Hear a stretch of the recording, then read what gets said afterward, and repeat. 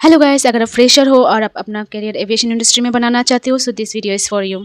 So welcome to my YouTube channel guys with another video. So basically आज हम बात करेंगे कस्टमर सर्विस एग्जीक्यूटिव के लिए। स्टार एयर हायर करे है कस्टमर सर्विस एग्जीक्यूटिव।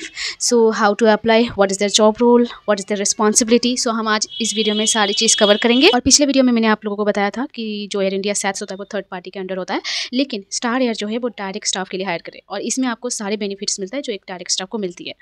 और गाइस मैं एक चीज़ आप लोगों को क्लियर करना चाहती हूँ। मैंने बहुत सारा कमेंट्स में ये देखा है कि आपको कोई जॉब हायरिंग करना चाहता है, कोई एयरलाइन आपको हायरिंग करना चाहता है और आपसे पैसा मांग रहे।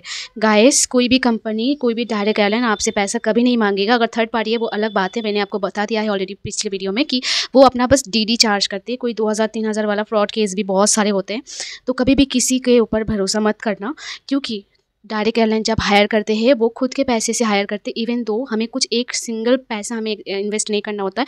इवन दो वो होटल खर्चा भी देते हैं। अगर आप कहीं आप ट्रेनिंग के लिए जाते हो या आप आते हो ट्रेनिंग के लिए जाते हो, इंटरव्यू के लिए नहीं देते, लेकिन आप जब ट्रेनिंग के लिए जाते हो कंपनी सारे पैसे बेयर करता है। अगर आप ट्रेनिंग के लिए बैंगलोर जा रहे हो या फिर दिल्ली जा रहे हो या फिर कहीं पर भी जा रहे हो, जहाँ पर भी उनका ट्रेनिंग सेंटर है, वो आपका फ्लाइट बुकिंग सारे वही करके देते हैं। कोई एयरलाइन यूनिफॉर्म का भी पैसा नहीं मांगता है। ये तो गया आपका बेसिक डिटेल्स जो मैं आपको बहुत दिनों से बताने की कोशिश कर रही थी, तो मैंने आज इस वीडियो में क्लियर कर दिया। सो अभी हम आते हैं नेक्स्ट टॉपिक में, ठीक है। सो गाइस सबसे पहले हम ये जान लेते हैं कि आपका क्वालिफिकेशन क्या चाहिए कस्टमर सर्विस एग्जीक्यूटिव बनने के लिए। आपको ग्रेजुएट होना पड़ेगा। मैंने पिछले ज़्यादातर एयरलाइन जब कस्टमर सर्विस या सिक्योरिटी हायर करते हैं वो ग्रेजुएट ही मांगते हैं। अगर आप क्रू के लिए अप्लाई करो वो अलग बात है कि 12th पास होना चाहिए, लेकिन बहुत सारे ऐसे स्टाफ होंगे जो क्रू के लिए प्रिपरेशन कर रहे हैं। सो मैं उनको बता दूं, अगर आप कस्टमर सर्विस में भी जॉब कर लेते हो, हर एयरलाइन का एक आईजेपी होता है जिसमें आप अप्लाई करके इजीली मूव कर सकते हो कस्टमर सर्विस से क्रू के लिए, ठीक है। सो आईजेपी के बारे में मैं बाद में और एक दिन आपके लिए वीडियो बना लूँगी, लेकिन अभी बात चलिए कस्टमर सर्विस की, तो मैं आपको कस्टमर सर्विस के पूरे डिटेल्स दे दूँगी। क्वालिफिकेशन के लिए हमने बात कर लिया। उसके बाद दूसरा ये है एज लिमिट। आपको 18 अबव होना पड़ेगा। सो गाइस अभी हम जान लेते हैं कि आपको क्या क्या लैंग्वेज आना चाहिए। हिंदी इंग्लिश फ्लुएंट आना चाहिए। इसके बिना आपको कोई भी एयरलाइन कंपनी आपको हायर नहीं करना चाहेंगे अगर आपको हिंदी इंग्लिश नहीं आता है तो। Fluent English and Hindi. तीसरा हम जान लेते हैं इनका duties and responsibilities. First of all आपको पैसेंजर का कंफर्ट एंड सेफ्टी आपको इंश्योर करना पड़ेगा। आपको पैसेंजर हैंडलिंग का एक्सट्रीम नॉलेज होना पड़ेगा, ठीक है। Passenger, how to handle the passenger, ठीक है, ये आपको आना पड़ेगा।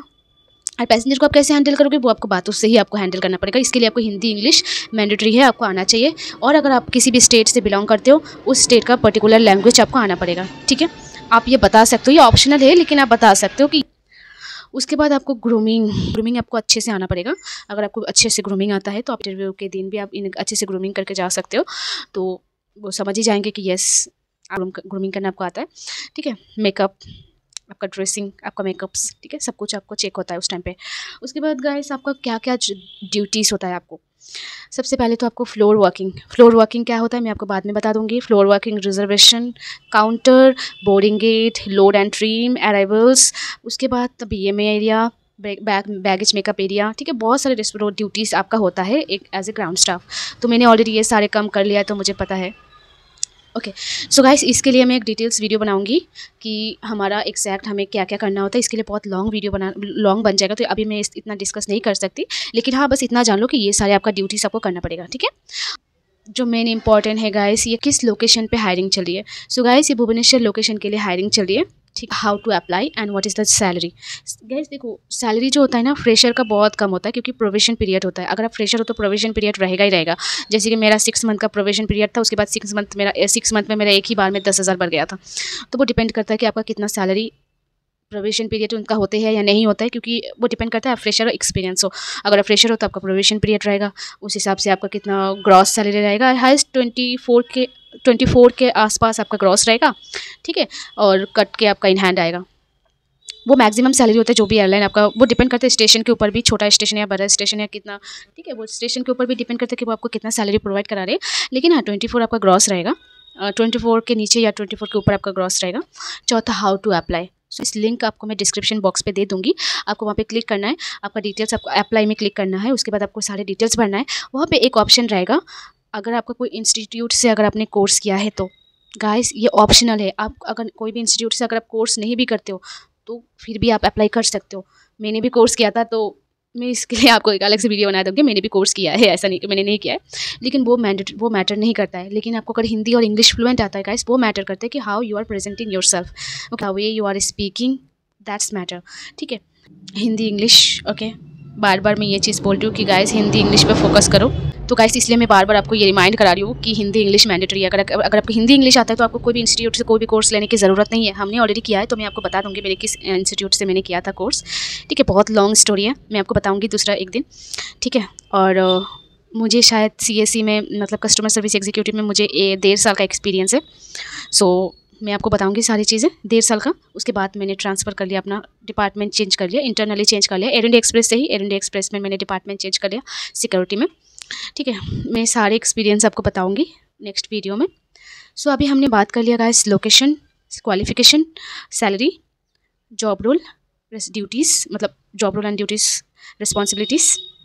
ठीक है, चौथा हमने डिस्कस मतलब उसके बाद हमने डिस्कस किया है हाउ टू अप्लाई। आपका CV अपडेट होना चाहिए। ठीक है, और कोई मैंडेटरी नहीं है कि आपको कोई भी इंस्टीट्यूट से आपको कोर्स लेना पड़ेगा, वो मैंडेटरी नहीं है। ग्रूम होके जाना पड़ेगा। हाँ, उसके बाद जब आप अप्लाई करोगे आपके CV के ऊपर डिपेंड करके आपको इन्विटेशन आएगा। मेल चेक करते रहना जब भी आप अप्लाई करो, उसके बाद आप मेल चेक करते रहना कि आपका इन्विटेशन आपको कब आए। ठीक है, सो गाइस अगर आपको फिर भी कोई डाउट रहता है तो प्लीज़ मुझे कमेंट करो, मैं आपको रिप्लाई वहाँ पे दे दूँगी।